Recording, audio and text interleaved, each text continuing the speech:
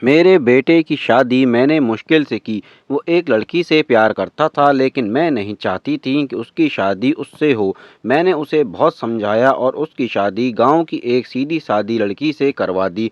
लड़की का नाम सुधा है। मुझे पता था कि वो लड़की मेरे बेटे और इस घर के लिए बहुत अच्छी है, इसलिए मैंने उस लड़की की शादी मेरे बेटे से करवा दी। सुधा हमारे घर में आई। लड़की घरेलू थी, बड़ों का सम्मान और घर का काम करती थी।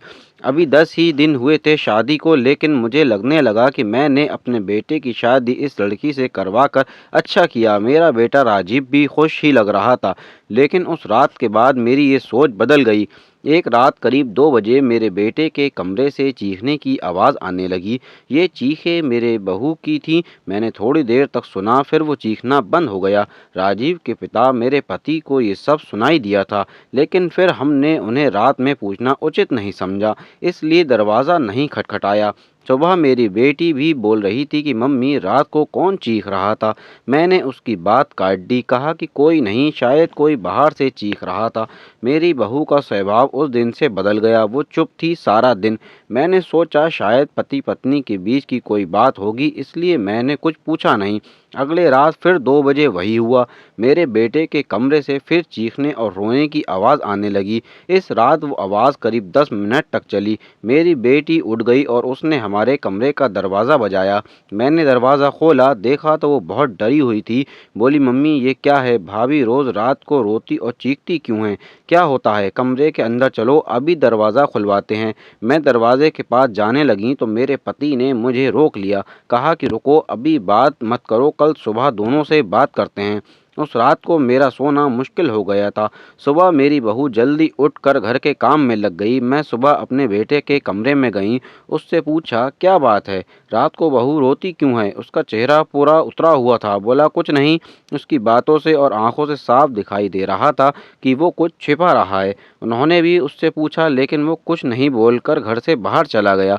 मैंने मेरी बहू से पूछा, वो कुछ काम कर रही थी। उसको देखकर ही ऐसा लग रहा था कि जैसे रात से ठीक से सोई नहीं है। आंखें साफ बता रही थीं। मैंने उससे पूछा, क्या हुआ? तुम रात को रो क्यों रही थीं? वो बोली, रो रही थी कब? नहीं तो, मैं तो सो रही थी और मुझे तो कोई आवाज़ नहीं आई। आप क्या बात कर रही हैं? उस कमरे में ऐसा क्या हो रहा था? ये बात या तो मेरी बहू जानती थी या बेटा, लेकिन दोनों ही कुछ नहीं बता रहे थे। पर दोनों के चेहरे से साफ पता चल रहा था कि कुछ तो है जो दोनों छिपा रहे हैं, लेकिन क्या? अब जब भी रात आती मुझे नींद ही नहीं आती, क्योंकि आधी रात को फिर वही होता। बहू ज़ोर से चीखती और रोती। मेरे मन में कई सवाल थे, क्या होता है उस कमरे में? फिर एक रात करीब 2 बजे घर में वो हुआ जो मैंने सोचा भी नहीं था। मेरी बहू रात को कमरे से बाहर आ गई। उसके कपड़े कहीं भी जा रहे थे, उसे कुछ होश ही नहीं था। बाल खुले थे और वो घर के चौक में आकर बैठ गई। ज़ोर से चीखने और रोने लगी। हम सभी घरवाले बाहर आ गए। मेरा बेटा भी कमरे से डरा हुआ बाहर आया। बहू की ऐसी हालत देखकर हम सब भी डर गए थे। मैंने मेरे बेटे से पूछा कि ये क्या है? वो बोला, बस माँ देख लो, ये रोज़ रात 2 बजे ऐसे ही किया करती है। मैं आप लोगों से को क्या बताऊँ? सुबह जब उससे पूछा तो उससे कुछ याद ही नहीं रहता। जब बोलती है, मैंने तो कुछ नहीं किया। बहू जब थोड़ी देर बाद शांत हुई तो मेरा बेटा उसे कमरे में ले गया और सुला दिया। मैं सोच रही थी, ये क्या है? मैंने मेरे बेटे को कहा कि तू उसे उसके घर छोड़ आना सुबह, मैं उसकी माँ से बात करूँगी। सुबह होते ही मेरा बेटा उसे कुछ बहाना करके उसके घर छोड़ आया। मैंने उसकी माँ से बात की। उसकी माँ ने कहा कि ये क्या बोल रही हैं? मेरी बेटी बिल्कुल ऐसा नहीं करती। मैंने जो सोच कर राजीव की शादी उससे की थी, वैसा हो नहीं सका। बहू को छोड़े अब 20 दिन हो गए थे। इस दौरान उसके घर से फ़ोन आता रहा, लेकिन मैं टालती रही। मेरा बेटा भी कह रहा था कि मेरे वो दिन कैसे निकले मैं ही जानता हूँ। मैं उसे वापस नहीं ला सकता। कहीं उसने मेरी जान ले ली तो क्या करोगी? मैंने उस पर फिर ज़्यादा दबाव नहीं डाला, पर अपने आप को कोस रही थी कि मैंने अपने बेटे की शादी उस लड़की से क्यों करवा दी। अब मेरे घर में कोई नहीं चाहता था कि वो वापस आए। इन्हीं सब बातों में 3 महीने निकल गए।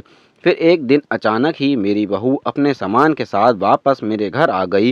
वो आते ही मुझसे कहती है, माँ जी, मैं जानती हूँ कि आप मेरे बारे में क्या सोच रही हैं, लेकिन सच क्या है ये आपको पता नहीं। उसकी बातों से मुझे लगा कि कुछ वो बताना चाहती है। मेरा बेटा घर आया और उसे देखकर गुस्सा हो गया। कहा, ये वापस आ गई। मैं अब यहाँ इस घर में नहीं रह सकता, मैं जा रहा हूँ। मेरी बहू ने उसी समय कहा, क्या सोचा, सच सामने आ जाएगा इसलिए डर रहे हैं? बताइए सबको सच क्या है? मैं उस तरह से क्यों क्या करती थीं? बेटा बोला कि क्या क्या सच है? यही कि तुम पागल हो और रोज़ रात उस तरह से करती हो। बहू बोली कि माँ जी, आज अगर सबसे ज़्यादा दुखी और परेशान है तो वो और कोई नहीं, मैं हूँ। मैंने अपने पति की बात मानी, उन पर विश्वास किया। मैंने कहा, तुम क्या कहना चाहती हो? फिर मेरी बहू ने जो बताया उसे सुनकर मेरे पैरों तले में ज़मीन खिसक गई। वो बोली कि आपके बेटे ने मुझे पहली रात से ये नाटक करने को कहा था, लेकिन मैंने नहीं माना। वो कहते हैं कि हम दोनों अलग बड़े शहर में जाकर रहेंगे। उनको कहा, अगर ऐसे घरवाले मुझे नहीं छोड़ेंगे, लेकिन तुम इस तरह का नाटक करोगी तो वो डर जाएंगे और फिर हम अलग रहेंगे।